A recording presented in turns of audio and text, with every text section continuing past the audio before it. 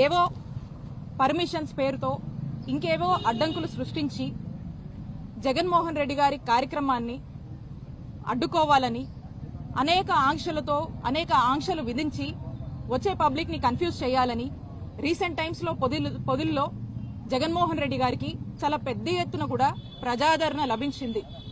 చాలా పెద్ద ఎత్తున కూడా వైఎస్ఆర్ కాంగ్రెస్ పార్టీకి రాష్ట్రంలో మద్దతు దొరుకుతుంది.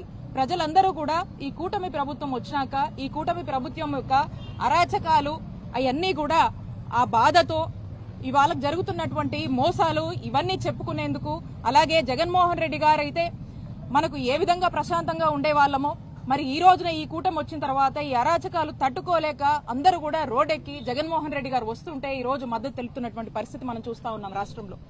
మరి ఇలాంటి పరిస్థితుల్లో ప్రజలు స్వచ్ఛందంగా నేచురల్ గా జగన్మోహన్ రెడ్డి గారు లాంటి ఒక మంచి చరిష్మా ఉన్నటువంటి నాయకుడు జగన్మోహన్ రెడ్డి గారు అంటేనే జనం. మరి ఆయన వస్తున్నాడు అంటేనే ఎవరు ఏమి ఆర్గనైజ్ చేయాల్సినటువంటి అవసరం లేదు, ఎవరు ఏం చెప్పాల్సినటువంటి అవసరం లేదు. నేచురల్ గా జనం అనేది ఈజ్ అ క్రౌడ్ పుల్లర్.